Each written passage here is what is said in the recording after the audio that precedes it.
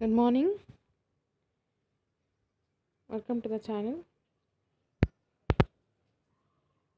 So today we are going to discuss about the charge distribution. Charge distribution. So before we enter into the topic, so మనం మాట్లాడుకునే chapter that is in 5th sem electromagnetism.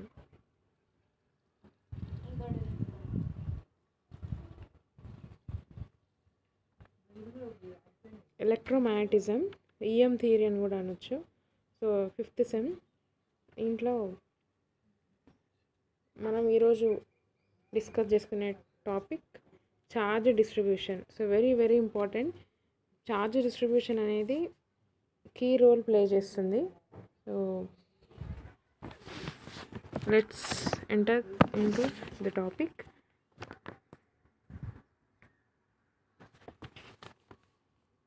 So electromagnetism అంటేనే it's about electric field and magnetic field. So electric charge distribution అనేది ఎలా జరుగుతుంది, objects మీద electric charge distribution అనేది అన్ని objects మీద ఎలక్ట్రిక్ ఛార్జ్ డిస్ట్రిబ్యూషన్ అనేది సేమ్గా ఉంటుందా, డిస్ట్రిబ్యూట్ సేమ్గా అవుతుందా అంటే జనరల్గా ఛార్జ్ డిస్ట్రిబ్యూషన్ అనేది మెయిన్లీ 2 వేస్గా డిస్ట్రిబ్యూట్ అవ్వచ్చు. So charge distribution of 2 ways. So ఒకటి discontinuous charge distribution,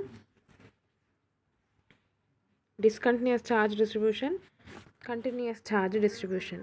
so discontinuous charge distribution, continuous charge distribution. So జనరల్గా మనకి డిస్కంటిన్యూస్ ఛార్జ్ డిస్ట్రిబ్యూషన్ గురించి గుర్తుండాలంటే మెయిన్గా ఇది ఒక్క ఫిగర్ గుర్తుంటే చాలు. డిస్కంటిన్యూస్ ఛార్జ్ డిస్ట్రిబ్యూషన్ అంటే ఏదైనా ఆబ్జెక్ట్ మీద ఛార్జ్ అనేది నాన్ యూనిఫామ్గా డిస్ట్రిబ్యూట్ అవుతే, ఇక్కడ ప్లస్ అనేది ఛార్జ్ని రిప్రజెంట్ చేస్తుంది. సో ఇక్కడ ఈ ఫిగర్ని గమనిస్తే ఇక్కడ ఇది ఏదైనా మెటల్, ఎనీ ఆబ్జెక్ట్, సో దాని మీద ఛార్జ్ అనేది కంటిన్యూస్గా అంటే యూనిఫామ్గా డిస్ట్రిబ్యూట్ కాలేదు. ఇక్కడ కొంచెం ఛార్జ్ ఎక్కువ ఉంది, ఇక్కడ కొంచెం ఎక్కువ ఉంది, ఇక్కడ కొంచెం తక్కువ ఉంది, అట్లా మెటీరియల్ మొత్తం మీద ఛార్జ్ అనేది యూనిఫామ్గా డిస్ట్రిబ్యూట్ కాలేదు, నాన్ యూనిఫామ్గా డిస్ట్రిబ్యూట్ అయింది. సో అందుకని మనం దీన్ని డిస్కంటిన్యూస్ ఛార్జ్ డిస్ట్రిబ్యూషన్ అంటాం. Discontinuous charge distribution. సో ఏదైనా ఆబ్జెక్ట్ మీద మనం మెటీరియల్ని ఎలక్ట్రిక్గా ఛార్జ్ చేస్తే ఎలక్ట్రికల్ ఛార్జ్ డిస్ట్రిబ్యూషన్ అనేది యూనిఫామ్గా కాకుండా డిస్కంటిన్యూస్గా నాన్ యూనిఫామ్గా డిస్ట్రిబ్యూట్ అయితే మనం డిస్కంటిన్యూస్ ఛార్జ్ డిస్ట్రిబ్యూషన్ అంటాం. So what about continuous charge distribution అంటే, సో కంటిన్యూస్ ఛార్జ్ డిస్ట్రిబ్యూషన్లో 3 వేస్ ఉంటాయి, 3 టైప్స్ ఉంటాయి. First one linear charge distribution, surface charge distribution, volume charge distribution. Linear, surface and volume charge distribution. So మనం వీటి గురించి బ్రీఫ్గా first introduction మాట్లాడుకుందాం. సో మీకు లీనియర్, సర్ఫేస్, వాల్యూమ్ ఛార్జెస్ అనేవి ఇంపార్టెంట్ టాపిక్స్. సో వీటి గురించి బ్రీఫ్ ఎక్స్ప్లెనేషన్స్ ఉంటాయి, డెరివేషన్స్ ఉంటాయి. అవి మనకి అర్థం కావాలంటే ఫస్ట్ మనకి ఈ కాన్సెప్ట్ తెలియాలి. సో అందుకని లీనియర్, సర్ఫేస్, వాల్యూమ్ ఈ టాపిక్స్ మీద just introduction. So charge distributions అనేవి 2 వేస్. ఒకటి discontinuous charge distribution and continuous charge distribution. Discontinuous charge distribution అంటే మనం ఏదైనా ఆబ్జెక్ట్ని ఎలక్ట్రిక్గా ఛార్జ్ చేసినప్పుడు ఛార్జ్ అనేది నాన్ యూనిఫామ్గా డిస్ట్రిబ్యూట్ అయితే మనం డిస్కంటిన్యూస్ అంటాం. సో వాట్ అబౌట్ కంటిన్యూస్ అంటే యూనిఫామ్గా డిస్ట్రిబ్యూట్ అయితే, అంటే ఒక మెటీరియల్ మొత్తం సమానంగా ఛార్జ్ అనేది డిస్ట్రిబ్యూట్ అయితే మనం కంటిన్యూస్ ఛార్జ్ డిస్ట్రిబ్యూషన్ అంటాం. సో కంటిన్యూస్ ఛార్జ్ డిస్ట్రిబ్యూషన్లో 3 టైప్స్ ఉంటాయి. Linear charge distribution, that is the first one. So linear charge distribution. So first మనం ఏదైనా టాపిక్ చదువుకున్నప్పుడు అయితే మనకి అది థియరీ అంటే ఎక్కువ ఐడియా ఉండకపోవచ్చు. థియరీ ఐడియా ఉండదు కాబట్టి సో మనం ఫస్ట్ అది ఫిగర్ అవుట్ చేస్తే మనకు ఫస్ట్ ఇవి గుర్తుండే అవకాశం ఉంటుంది. సో మనకి కాన్సెప్ట్ అర్థమైందంటే థియరిటికల్గా మనం అండర్స్టాండ్ చేసుకోవచ్చు. సో లీనియర్ ఛార్జ్ డిస్ట్రిబ్యూషన్ అంటే సింప్లీ ఎలక్ట్రిక్ ఛార్జ్ అనేది ఏదైనా లైన్ మీద డిస్ట్రిబ్యూట్ అయితే ఆర్ రింగ్ మీద డిస్ట్రిబ్యూట్ అయితే మనం దాన్ని లీనియర్ ఛార్జ్ డిస్ట్రిబ్యూషన్ అంటాం. సో లీనియర్ ఛార్జ్ అంటే ఎలక్ట్రిక్ ఛార్జ్ అనేది ఏదైనా లైన్ మీద ఆర్ రింగ్ మీద డిస్ట్రిబ్యూట్ అయితే దాని మనం లీనియర్ యూనిఫామ్గా డిస్ట్రిబ్యూట్ అయితే లైన్ మీద కానీ రింగ్ మీద కానీ యూనిఫామ్గా అంటే సమానంగా డిస్ట్రిబ్యూట్ అయితే మనం లీనియర్ ఛార్జ్ డిస్ట్రిబ్యూషన్ అంటాం. అది for example metal wire or metal ring. So ఈ ఆబ్జెక్ట్స్ మీద ఎలక్ట్రికల్ ఛార్జ్ అనేది యూనిఫామ్గా డిస్ట్రిబ్యూట్ అయితే దాన్ని మనం లీనియర్ ఛార్జ్ డిస్ట్రిబ్యూషన్ అంటాం. సో లీనియర్ ఛార్జ్ డిస్ట్రిబ్యూషన్ని ఎక్స్ప్లెయిన్ చేయడానికి ఒక టర్మ్ని యూజ్ చేస్తాం మనం. That is linear charge density. Linear charge density represented by lambda. So linear charge డెన్సిటీని ఎట్లా డిఫైన్ చేయొచ్చు అంటే Q/L, charge per unit length. So that is linear charge density. So linear charge డిస్ట్రిబ్యూషన్కి యూనిట్స్ ఏంటంటే units of linear charge distribution coulomb per metre. Linear charge distribution అంటే electrical charge అనేది యూనిఫామ్గా ఏదైనా లైన్ మీద కానీ రింగ్ మీద కానీ యూనిఫామ్గా డిస్ట్రిబ్యూట్ అయితే లీనియర్ ఛార్జ్ డిస్ట్రిబ్యూషన్ అంటాం. సో లీనియర్ ఛార్జ్ డిస్ట్రిబ్యూషన్ని ఎక్స్ప్రెస్ చేయడానికి యూజ్ చేసే టర్మ్ ఏంటంటే linear charge density lambda is equals to Q/L. అంటే linear charge density is defined as charge per unit length. ఒక యూనిట్ లెంత్లో యూనిట్ ఛార్జ్ వాల్యూని డిఫైన్ చేసేది linear charge density. Lambda is equals to Q/L. Units are coulomb per metre. That is linear charge distribution. And second one in continuous charge distribution, second type, that is surface charge distribution. Surface charge distribution అంటే so simply ఏ object మీదనైనా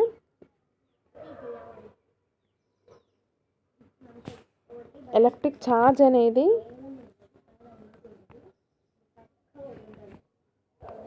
for example surface మీద distribute అయితే మనం దాన్ని surface charge distribution అంటాం. So surface మీద distribute అయితే surface charge distribution. For example metal sphere. So ఇక్కడ figure which is displayed on the screen. So metal sphere మీద సర్ఫేస్ మీద మెటల్ స్పియర్ యొక్క సర్ఫేస్ మీద ఛార్జ్ అనేది డిస్ట్రిబ్యూట్ అయింది. సో మెటల్ షీట్ మీద సర్ఫేస్ మీద ఛార్జ్ అనేది డిస్ట్రిబ్యూట్ అయితే దాన్ని మనం సర్ఫేస్ ఛార్జ్ డిస్ట్రిబ్యూషన్ అంటాం. సో యూనిఫామ్గా సర్ఫేస్ ఛార్జ్ డిస్ట్రిబ్యూషన్ని ఎక్స్ప్లెయిన్ చేయడానికి యూజ్ చేసే term surface charge density represented by mathematically represented as sigma. That is defined as charge per unit area. So sigma is equals to Q/A. అంటే charge per unit ఏరియాలో ఎంత charge value ఎంత. So surface charge density sigma is equals to Q/A అంటే charge per unit area. So units of surface charge distribution that is coulomb per metre square. Units of surface charge distribution that is coulomb per metre square. Linear charge అయితే unit ఏంటి coulomb per metre. So ఒక ఏదైనా line మీద యూనిఫామ్గా electrical charge అనేది distribute అయితే linear charge distribution. అదే surface మీద ఎలక్ట్రిక్ ఛార్జ్ అనేది డిస్ట్రిబ్యూట్ అయితే యూనిఫామ్గా దాన్ని మనం సర్ఫేస్ ఛార్జ్ డిస్ట్రిబ్యూషన్ అంటాం. So last not least one, so volume charge distribution same as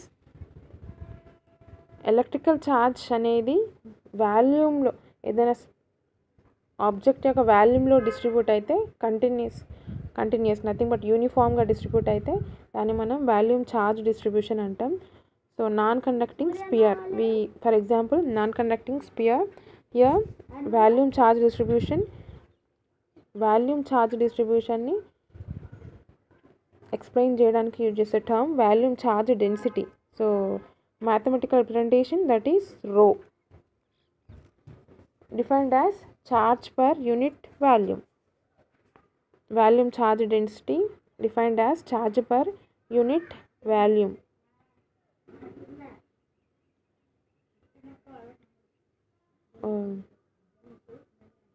So volume charge distribution. So charge distribution అనేది 2 వేస్గా రిప్రజెంట్ చేస్తాము.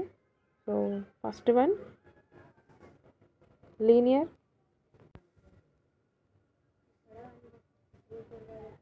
Linear charge distribution, surface charge distribution and volume charge distribution. So this is about linear charge distribution and surface మీద distribute అయితే surface charge distribution, వాల్యూమ్లో యూనిఫామ్గా distribute అయితే volume charge distribution. So these are the mathematical representations of linear and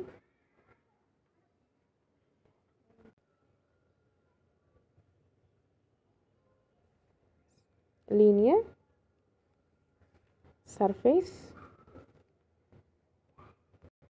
and volume. So linear charge distribution units coulomb per meter, surface charge distribution units coulomb per meter square and volume charge distribution units coulomb per meter cube. Those are the charge distributions. These are the main key introduction concept of charge distributions. So another one of the important topics of electromagnetism. So ఎలక్ట్రోమాగ్నెటిజంలో electric ఫీల్డ్కి సంబంధించిన topics ఉంటాయి, magnetic ఫీల్డ్కి సంబంధించిన topics ఉంటాయి. So electric field విషయానికి వస్తే electric field total concept అర్థం కావాలంటే ఫస్ట్ మనకి ఎలక్ట్రిక్ ఫ్లక్స్ మీద ఒక క్లారిటీ ఉండాలి. సో ఎలక్ట్రిక్ ఫ్లక్స్ అంటే ఏంటి అసలు అనేది మనకు తెలిస్తేనే ఎలక్ట్రిక్ ఫీల్డ్కి సంబంధించిన టాపిక్స్ అన్నీ చాలా సులభంగా అర్థమవుతాయి. సో అందుకని ఈ వీడియో చేస్తున్నాను. So just try to understand the concept field of physics.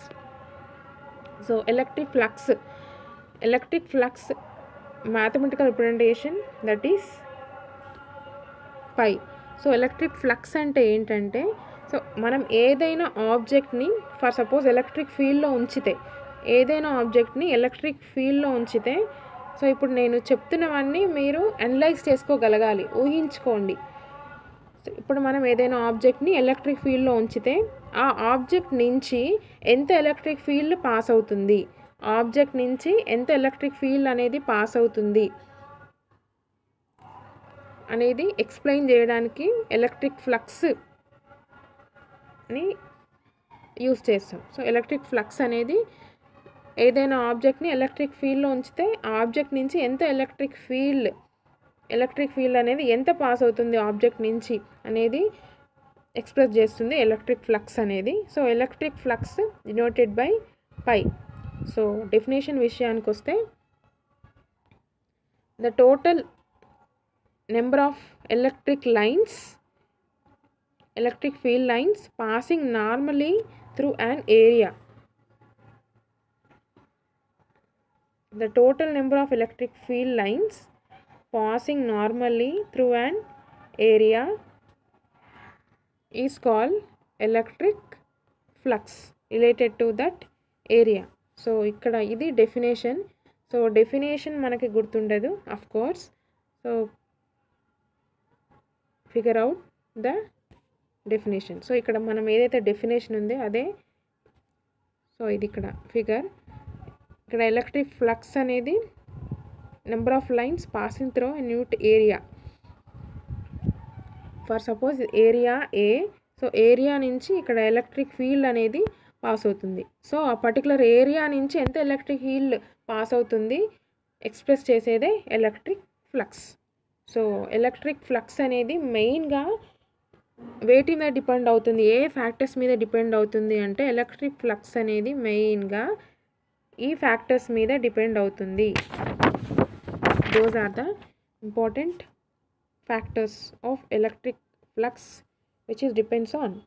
So electric flux depends on those three factors pi proportional to E. ఇక్కడ ఎలక్ట్రిక్ ఫ్లక్స్ని మనం పైతో రిప్రజెంట్ చేస్తాం. ఈ టాపిక్లో మీకు పై కనిపించిందంటే that is electric flux. So electric flux, so first factor ఏంటి, దేని మీద డిపెండ్ అవుతుందంటే పై ప్రపోర్షనల్ టు ఈ. ఇక్కడ ఈ అంటే ఎలక్ట్రిక్ ఫీల్డ్, పై అంటే ఫ్లక్స్. పై ప్రపోర్షనల్ టు ఈ దాని అర్థం ఏంటి? సో సింపుల్గా ప్రపోర్షనాలిటీ ఉందంటే so which is directly proportional to అంటే మ్యాగ్నిట్యూడ్ అనేది ఇంక్రీజ్ అవుతుంది, డిక్రీజ్ అవుతుంది, అంతే కదా. సో ఇక్కడ ఫ్లక్స్ ఎప్పుడు ఇంక్రీజ్ అవుతుంది అంటే ఎలక్ట్రిక్ ఫీల్డ్ మీద డిపెండ్ అయి ఉంటుంది. ఫ్లక్స్ అనేది ఎప్పుడు ఎక్కువ ఉంటుంది, పర్టికులర్ ఏరియా నుంచి ఇక్కడ ఎలక్ట్రిక్ ఫీల్డ్ అనేది ఎక్కువ ఉంటే ఎలక్ట్రిక్ ఫ్లక్స్ అంటే number of lines, electric flux అంటే ఈ ఏరియా నుంచి పాస్ అయ్యే నెంబర్ ఆఫ్ లైన్స్, దాన్ని మనం ఫ్లక్స్ అంటాం. సో ఎప్పుడు ఎలక్ట్రిక్ ఫ్లక్స్ అనేది ఎప్పుడు ఎక్కువ ఉంటుందంటే ఎలక్ట్రిక్ ఫీల్డ్ ఎక్కువ ఉంటే, ఎలక్ట్రిక్ ఫీల్డ్ ఇంటెన్సిటీ అనేది ఎక్కువ ఉంటే ఎలక్ట్రిక్ ఫ్లక్స్ అనేది ఎక్కువ పాస్ అవుతుంది. అట్లనే ఎలక్ట్రిక్ ఫ్లక్స్ అనేది ఎప్పుడు తక్కువ ఉంటుందంటే ఎలక్ట్రిక్ ఫీల్డ్ అనేది తక్కువ ఉంటాయి అంటే దాని యొక్క ప్రభావం, ఎలక్ట్రిక్ ఫీల్డ్ యొక్క ప్రభావం తక్కువ ఉంటే ఎలక్ట్రిక్ ఫ్లక్స్ అనేది తక్కువ ఉంటుంది. ఎలక్ట్రిక్ ఫీల్డ్ ఎక్కువ ఉంటే ఎలక్ట్రిక్ ఫీల్డ్ యొక్క ప్రభావం ఎక్కువ ఉంటే ఎలక్ట్రిక్ ఫ్లక్స్ అనేది ఎక్కువ ఉంటుంది. So which is directly proportional to, that is phi proportional to E. So which is depends on magnitude. Flux అనేది ఎలక్ట్రిక్ ఫీల్డ్ యొక్క మ్యాగ్నిట్యూడ్ మీద డిపెండ్ అవుతుంది simply. So what about second one అంటే phi proportional to area. So flux అనేది area మీద depend అవుతుంది అని అర్థం. సో ఏరియా అంటే ఫర్ సపోజ్ ఇక్కడ 2 ఫిగర్స్ ఉన్నాయి. So first one A1 area చిన్నగా ఉంది, సో A2 ఏరియా కొంచెం పెద్దగా ఉంది. సో దీని అర్థం ఏంటంటే ఫ్లక్స్ అనేది ఏరియా మీద డిపెండ్ అవుతుంది. అంటే ఇప్పుడు ఏరియా అనేది చిన్నగా ఉంటే ఏరియా నుంచి పాస్ అయ్యే నెంబర్ ఆఫ్ లైన్స్, ఫ్లక్స్ కూడా తక్కువ పాస్ అవుతుంది. ఏరియా ఎక్కువ ఉంటే ఫ్లక్స్ ఎక్కువ పాస్ అవుతుంది. ఫర్ సపోజ్ జనరల్ విషయానికి వస్తే మనం ఇప్పుడు ఏదైనా మనం ఒక రూమ్లో ఉన్నాం, ఒక 10 మెంబర్స్ ఒక రూమ్లో ఉన్నారు, ఒక క్లాస్ రూమ్లో ఉన్నారు. సో ఆ 10 మెంబర్స్ ఒకేసారి బయటికి వచ్చేసేయాలి, ఒకేసారి పాస్ అయ్యేవాలి అవతలకి. సో ఎంతమంది ఒకేసారి పాస్ అవ్వగలుగుతారు అంటే ఏం చెప్తాం, డిపెండ్స్ ఆన్ ఏరియా. అంటే ఆ క్లాస్ రూమ్లో ఉన్న ఆ డోర్ ఆ ఏరియా మీద ఆధారపడి ఉంటుంది, అవునా. సో అప్పుడు డోర్ పెద్దగా ఉందనుకోండి ఎక్కువ మంది పాస్ అవుతారు అవతలకి. డోర్ చిన్నగా ఉందనుకోండి, ఫర్ సపోజ్ ఏరియా గురించి మాట్లాడుకుంటున్నాం, ఏరియా ఎక్కువ ఉంటే ఎక్కువ మంది పాస్ అవుతారు, ఏరియా తక్కువ ఉంటే తక్కువ మంది పాస్ అవుతారు ఒకేసారి.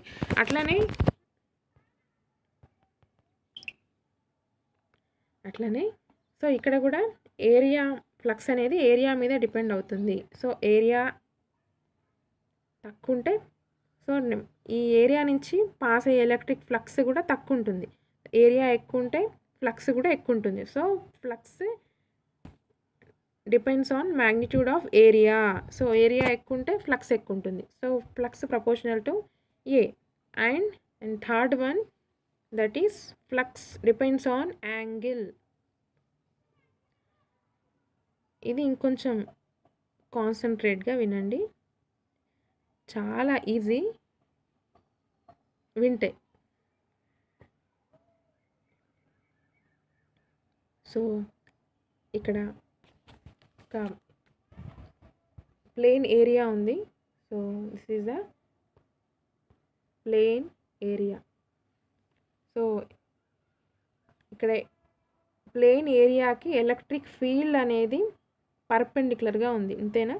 ఎలక్ట్రిక్ ఫీల్డ్ అనేది పర్పెండిక్యులర్గా ఉంది ఏరియాకి, ప్లేన్ ఏరియాకి ఎలక్ట్రిక్ ఫీల్డ్ అనేది పర్పెండిక్యులర్గా ఉంది. సో ఇక్కడ జనరల్గా ఒక ప్లేన్ ఏరియాని తీసుకుంటే మనం ఇక్కడ ఏరియా అనేది ఎట్లా రిప్రజెంట్ చేయొచ్చు అంటే ప్లేన్కి పర్పెండిక్యులర్గా రిప్రజెంట్ చేస్తాం. సో ఇది ప్లేన్ అనుకుంటే సో ఏరియా అనేది ప్లేన్కి పర్పెండిక్యులర్గా రిప్రజెంట్ చేస్తాం. So perpendicular outward. సో ఏరియాకి ఇది ఏరియా అనుకుంటే, సో మనం ఒక ప్లేన్ తీసుకుందాం. ప్లేన్కి ఏరియా ఎట్లా రిప్రజెంట్ చేస్తామంటే పర్పెండిక్యులర్ అవుట్వర్డ్. సో ఇక్కడ ఏ అనేది వెక్టార్ క్వాంటిటీ. సో ఏ డైరెక్షన్ అనేది ప్లేన్కి పర్పెండిక్యులర్ అవుట్వర్డ్ ఉంటుంది. సో ఇక్కడ మీకు కనిపిస్తుంది ఏరియా అనేది ప్లేన్కి పర్పెండిక్యులర్ అవుట్వర్డ్ రిప్రజెంట్ చేస్తాం. సో ఆరెంజ్ కలర్ ఏ. సో ఇక్కడ ఈ కేసులో ఎలక్ట్రిక్ ఫీల్డ్ అనేది పర్పెండిక్యులర్గానే ఉంది ప్లేన్కి, ఏరియా అనేది కూడా పర్పెండిక్యులరే ఉంది.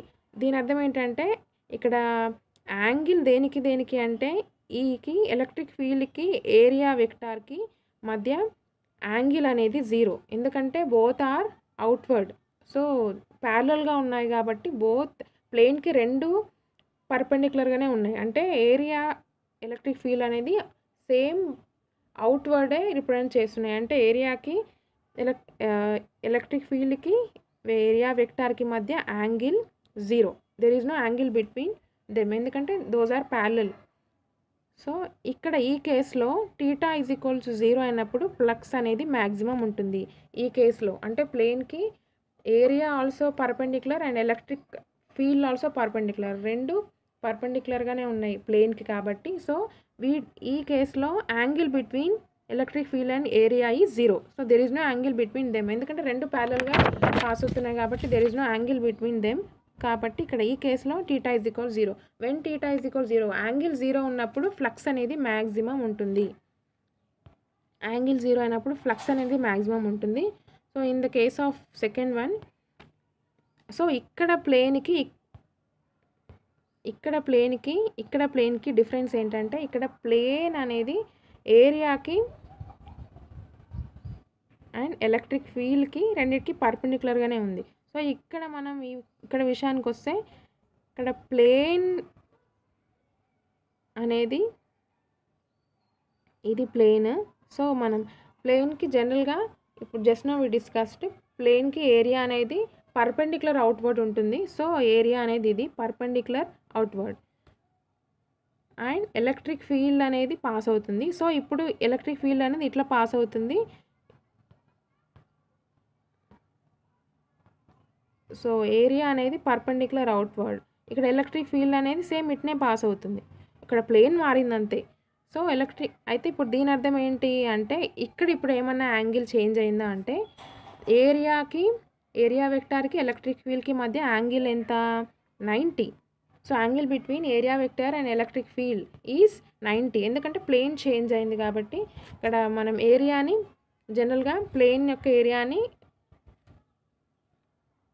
పర్పెండిక్యులర్ టు అవుట్వర్డ్ రిప్రజెంట్ చేస్తాం. సో ఇక్కడ ఎలక్ట్రిక్ ఫీల్డ్కి ఏరియాకి మధ్య యాంగిల్ 90. సో ఈ కేసులో θ = 90 అయినప్పుడు ఫ్లక్స్ అనేది 0 ఆర్ మినిమం ఉంటుంది.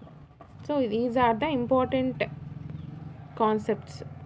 ఎప్పుడు ఫ్లక్స్ మ్యాక్సిమం అవుతుందంటే θ = 0 అయినప్పుడు, అంటే ఏరియాకి ఎలక్ట్రిక్ ఫీల్డ్ ఏరియాకి మధ్య θ = 0, యాంగిల్ 0 అయినప్పుడు ఫ్లక్స్ మ్యాక్సిమం ఉంటుంది.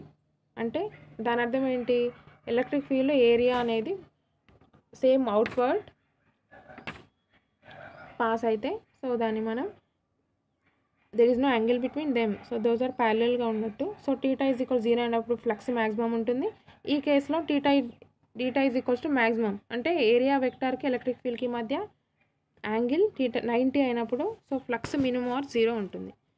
సో ఇక్కడ మనం రిప్రజెంట్ చేస్తే flux directly proportional to an angle. So flux proportional to cos θ.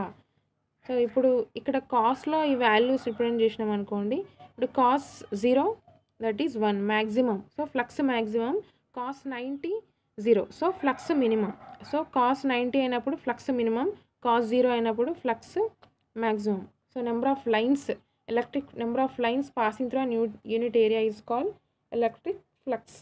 So దీన్ని మనం ఇప్పుడు ఫ్లక్స్ అనేది 3 ఫ్యాక్టర్స్ మీద డిపెండ్ అయి ఉంటుంది అనుకున్నాం. First one, flux directly proportional to electric field, magnitude of electric field.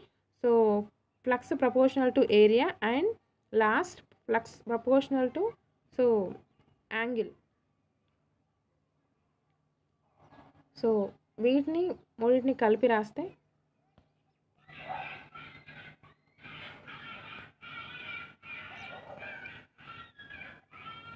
flux proportional to EA cos theta. So flux is directly proportional to electric field, area and angle EA cos theta. So pi is equals to proportionality తీసేస్తే constant వస్తుంది. So constant value is 1. So సింపుల్గా దీన్ని ఎట్లా రాసుకోవచ్చు అంటే pi is equals to EA cos theta. So దీన్ని మనం pi is equals to EA cos theta అని వెక్టార్ ఫామ్లో రాసుకుంటే pi is equals to EA cos theta అని pi is equals to dot, so cos తీసేస్తున్నాం కాబట్టి dot product, so E bar dot A bar. So this is in the vector form E bar dot A bar. సో dot product of two vectors is equals to the flux. So dot product of two vectors resultant, that is scalar quantity. So flux is a scalar quantity. So electric flux అంటే number of lines passing through and unit area. ఒక unit area నుంచి ఎంత electric field అనేది pass అవుతుంది అనేది represent చేసేది electric flux. So electric flux అనేది మెయిన్గా 3 ఫ్యాక్టర్స్ మీద డిపెండ్ అయి ఉంటుంది. ఎలక్ట్రిక్ ఫీల్డ్ ఎక్కువ ఉంటే ఫ్లక్స్ ఎక్కువ ఉంటుంది, ఏరియా ఎక్కువ ఉంటే ఫ్లక్స్ ఎక్కువ ఉంటుంది, యాంగిల్ మీద డిపెండ్ అవుతుంది. సో ఎప్పుడు ఫ్లక్స్ మ్యాక్సిమం ఉంటుందంటే యాంగిల్ 0 అయినప్పుడు, అంటే ఈ కేసులో ఫ్లక్స్ అనేది మ్యాక్సిమం ఉంటుంది. సో యాంగిల్ 90 అయినప్పుడు ఫ్లక్స్ అనేది మినిమం ఆర్ 0 ఉంటుంది. సో ఇక్కడ యాంగిల్ అనేది వేటికి మధ్య అంటే ఏరియా వెక్టార్కి ఎలక్ట్రిక్ ఫీల్డ్కి మధ్య angle. So EA cos theta. So vector ఫామ్లో రాసుకుంటే E bar dot A bar. So area is an vector quantity. So E bar dot A bar, two vectors of dot product is resultant is scalar quantity. So flux is a scalar quantity. So ఈరోజు ఇప్పుడు మనం ఈ వీడియోలో మాట్లాడుకున్నది charge distribution గురించి. Charge distribution అనేది 2 వేస్గా ఉంటుంది, discontinuous charge, continuous charge. Discontinuous charge distribution అంటే ఏదైనా ఆబ్జెక్ట్ మీద మనం ఏదైనా మెటీరియల్ని ఆబ్జెక్ట్ని ఎలక్ట్రిక్గా ఛార్జ్ చేసినప్పుడు ఎలక్ట్రికల్ ఛార్జ్ డిస్ట్రిబ్యూషన్ అనేది డిస్కంటిన్యూస్గా, అంటే నాన్ యూనిఫామ్, అక్కడ ఆ ఆబ్జెక్ట్ మొత్తంలో ఒక చోట ఎక్కువ ఒక చోట తక్కువ డిస్ట్రిబ్యూట్ అయితే దాన్ని మనం డిస్కంటిన్యూస్ ఛార్జ్ డిస్ట్రిబ్యూషన్ అంటాం. So in the case of continuous charge distribution అంటే కంటిన్యూస్ ఛార్జ్ డిస్ట్రిబ్యూషన్లో 3 టైప్స్ ఉంటాయి: linear charge distribution, surface charge distribution and volume charge distribution. Linear charge distribution అంటే ఏదైనా లైన్ మీద యూనిఫామ్గా ఛార్జ్ డిస్ట్రిబ్యూట్ అయితే మనం లీనియర్ ఛార్జ్ డిస్ట్రిబ్యూషన్ అంటాం. సో ఏదైనా metal wire or metal ring, units of linear charge distribution coulomb per metre. And lambda is linear charge density, lambda is equals to Q by L, charge per unit length. వచ్చేసిన చూడండి, మర్చిపోతే linear charge. Surface charge distribution అంటే metal spear తీసుకున్నాం, for example metal sheet తీసుకున్నాం. ఏదైనా object మీద charge distribution అనేది surface మీద, ఆబ్జెక్ట్ యొక్క సర్ఫేస్ మీద డిస్ట్రిబ్యూట్ అయితే యూనిఫామ్గా మనం సర్ఫేస్ ఛార్జ్ డిస్ట్రిబ్యూషన్ అంటాం. Surface charge density sigma is equals to charge per unit area, units coulomb per meter square. So volume charge distribution అంటే so non conducting sphere. So వాల్యూమ్లో charge అనేది distribute అయితే యూనిఫామ్గా మనం వాల్యూమ్ ఛార్జ్ డిస్ట్రిబ్యూషన్ అంటాం. Volume charge density represented by mathematically rho, charge per unit volume, so units coulomb per meter cube. Those are the very very very important topics in electromagnetism.